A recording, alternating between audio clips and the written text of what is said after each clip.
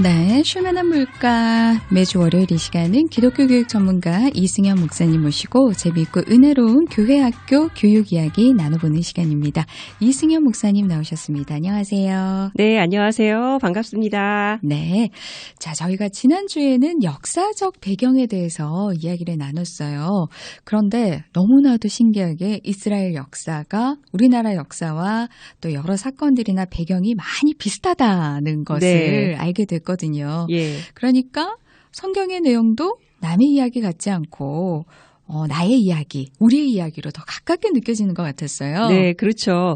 우리가 접촉점이라고 하잖아요. 네네. 사람과 사람 사이에 뭔가 비슷하거나 공통의 관심사 같은 게 있으면 더 이야기 나누기도 쉽고 쉽게 가까워지잖아요. 그렇죠. 그것처럼 우리가 성경에 대해서도 여러 가지 배경들을 이해하면 이게 접촉점을 늘려가는 거라고 생각하시면 좋을 것 같아요. 네. 방송 들으시는 우리 청취자 여러분들도 성경이 수천 년 전에 쓰여진 아주 오래된 먼지나는 책이 아니라 네. 오늘 나와 관계가 있는 아주 소중한 책으로 가까워지면 참 좋겠습니다. 그리고 자녀들과도 이렇게 성경에 대한 이야기를 나누면서 자연스럽게 하나님 말씀에 대해 가까이 하게 되고 또 신앙생활에 관해 관심을 갖게 되고 그런 계기가 되면 참 좋겠어요.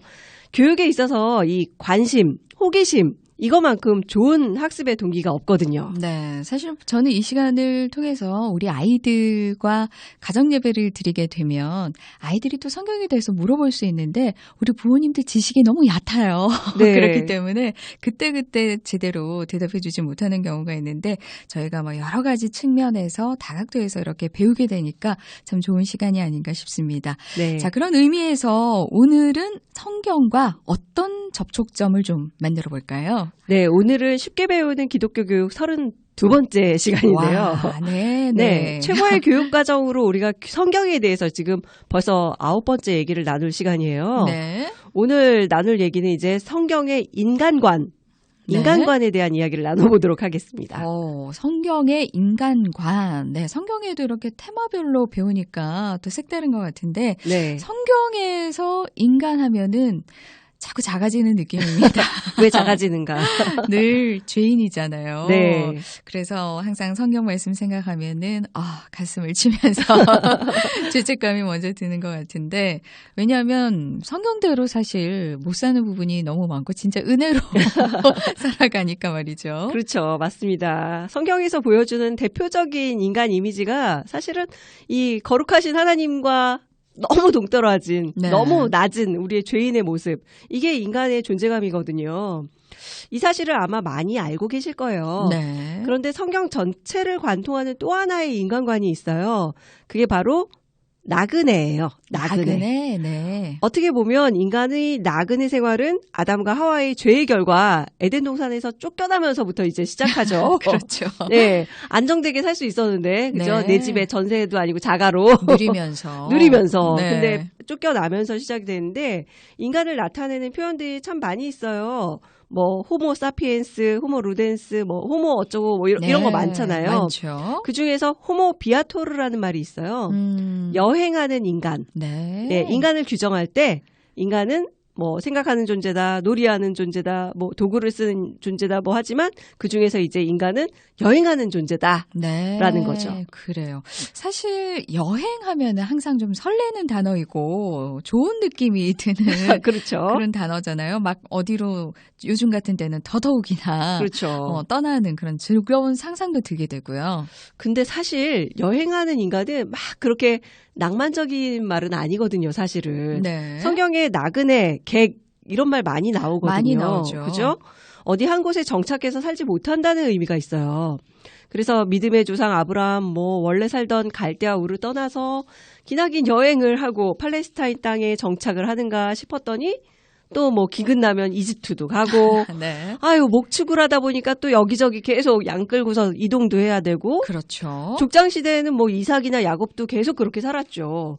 그러다 애굽으로 넘어가서 종살이 할 때 잠깐 한 400년 있다가 출애굽할 때도 또 40년을 또 광야에서 네. 여행을 하죠. 강제 네. 여행. 예. 그렇죠. 가나안 땅에 들어가서 뭐 좀 정착하는가 싶었더니 또 싸우고 옮기고 지지고 볶고 네. 그나마 다윗이나 솔로몬이 등장하는 왕정 시대에는 조금 안정이 되나 싶었지만 전쟁이 굉장히 많았어요. 그렇죠. 성경을 읽어보면 결국은 또 그러다가 남북 왕국들이 하나 둘씩 차례로 망하잖아요. 네. 그러는 바람에 또 여기저기 흩어지고 그래서 나온 말이 디아스포라라는 말이죠. 네. 흩어진 사람들 마치 밭에 씨를 흩뿌리듯이 사방팔방으로 이게 흩어진 사람들 의미하는데요. 나라를 잃고 흩어진 유태인들을 일컫는 말이잖아요. 그렇죠. 지금도 뭐 유태인들 전 세계에 흩어져서 살아가고 있잖아요. 민족 역사 자체가 나그네 생활이죠. 네, 그래요. 역사 자체가 말씀하신 것처럼 나그네 생활이었네요. 그러니까 성경에도 너희들이 나그네 생활을 오래 했으니까 나그네를 객들을 좀 잘 대해줘라. 이런 네. 말씀도 나오는 걸로 기억이 되는데요. 네, 그렇죠. 동병상련이라고 하죠. 네. 동병상련. 나그네 마음을 누구보다도 잘 아는 너희가 이제 다른 나그네들을 잘 대접하라. 이런 말씀이잖아요. 그래서 이스라엘 문화 속에는 나그네 대접하는 게 굉장히 잘 발달되어 있어요. 네. 나그네를 집에 들인다. 이것은 식구처럼 대하고 정말 친한 친구, 가족으로 받아들인다. 이런 의미거든요. 네. 그러니까 이스라엘의 문화가 성경이 말하는 인간관과 다 연관이 되는 거군요. 그럼요. 구약 시대에만 나그네가 강조된 게 아니에요. 신약 시대에도 나그네로서의 인간의 모습이 참 많이 등장을 합니다. 특별히 예수님. 이 땅에서 철저하게 나그네로 사셨어요. 그렇죠. 성경이 보면 예수님이 자신을 가리켜가지고 머리 둘 곳이 없다고 하시잖아요. 네. 참 쓸쓸하게 들리죠. 그럼요. 예, 성육신 하신 예수님은 이 땅에서 나그네로 사셨어요.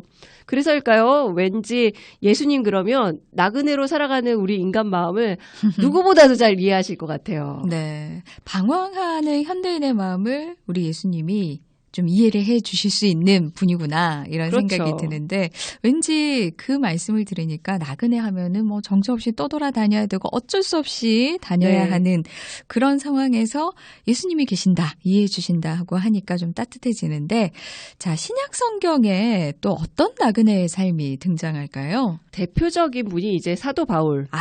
그렇죠. 이시죠. 선교 여행으로 그쵸. 평생을 사셨죠. 여행의 예. 사람이죠. 네. 그분의 이력을 보아도 정말 평생 정착을 하셨겠구나 하는 생각이 들어요. 네. 원래 고향도 길리기아 다소라고 하면 예루살렘하고 거리가 멀리 떨어진 외국이거든요. 네. 근데 또 가말리엘 문화에서 공부를 하셨다 하면 예루살렘에서 수학을 했다는 거지 않을까 하고요.